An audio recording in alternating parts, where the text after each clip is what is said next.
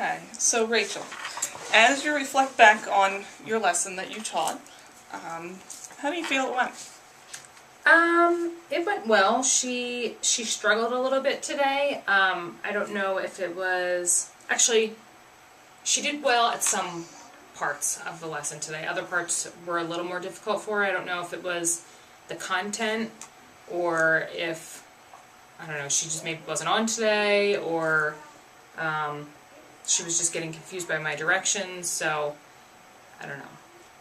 Okay, so while you mentioned that you weren't sure what it was, what lead you to believe it might be the content? So one of the things we did today, I wanted her to continue to work on inferencing, and we did a computer activity called Into the Book, and she had to read a letter from a pen pal and infer where this person was. So she had to take clues from the story and gather that information to figure out where they were. And a lot of the information was about the one postcard. It was about, his family was moving to a warm place, and he was going to be able to watch an NBA basketball team. Actually, it didn't say basketball team, it just said an NBA team, and there was one other thing in there, I can't think of what it was. But she's unfamiliar. And I had asked her, do you know what NBA means? Because I didn't think that she did. So I had explained to her that it was a basketball team, a professional basketball team like the Sixers. So then she kind of understood a little bit. But I think she had a little bit of trouble putting the information together because he eventually moved to Arizona. And it said something about the Grand Canyon and flying paper airplanes over the canyon. So I don't think she really was familiar, background-wise, with that information. So I think she struggled with it a little bit. Okay. She had an easy time getting the clues. It was just putting it all together. Okay. Okay. Well, what do you recall about your own behavior during the lesson that maybe you felt helped it to go well in some parts, or what you did then when she struggled? Like I said, I had, I could see at a couple points where she kept looking at me like, I don't know, or she looked at me in a lost, or I tried to wait a little bit to see what she could come up with, and I would jump in because I felt, I don't know if it was me being panicked that she couldn't answer, or if she was, stuck. So I would then, prompt her a little bit, and I had asked her about the basketball team, like, do you know what NBA means? And she didn't know, so then I went into and explained to her that it was a basketball team, and then she understood. So even the Grand Canyon, she had asked me about the Grand Canyon. The other story was about hot springs, which she didn't know what that was either, so I had to explain a little bit about that too. So it was probably a little above her, so that was my fault that I did that. But I had to prompt her a little bit with things and explain things to her so she could figure it out and put it all together. So how did your observations then compare with what you had planned? So what you had planned to do, and then how you had to go from there, I guess, based on what you saw with her. Well, I had planned, before we did the computer activity, I did do a context clues with a story called Is Your Mama a Llama, which she was very into that. She seemed like she got it right away. I had covered the pictures so she could, listen to the clues, or read the clues, because we did partner reading. She read the clues and even I said every page, I'm like, do you see any clues? Did you read any clues? Do you maybe know who this mom could be? So she did really well on that, and she succeeded with that. So she was, excited with herself. I was excited, and she said, this is easy. And I said, well, I think it's because you're starting to grasp the concept of looking for the clues and putting it together to figure it out. So that was a good success. But then when it came to the next activity, when we did the computer one, where it was a little bit harder content, she struggled a little bit. So, I tried to boost her back up again with another little activity.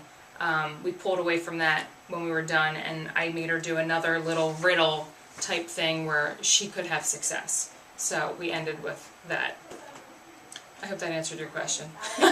So, you kind of, so was there any other part that you changed the lesson?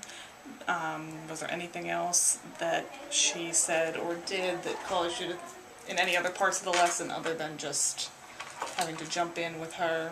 She did say, even when we were towards the end, when I tried to do another riddle where she had to infer using the clues, she did say to me, "This is hard."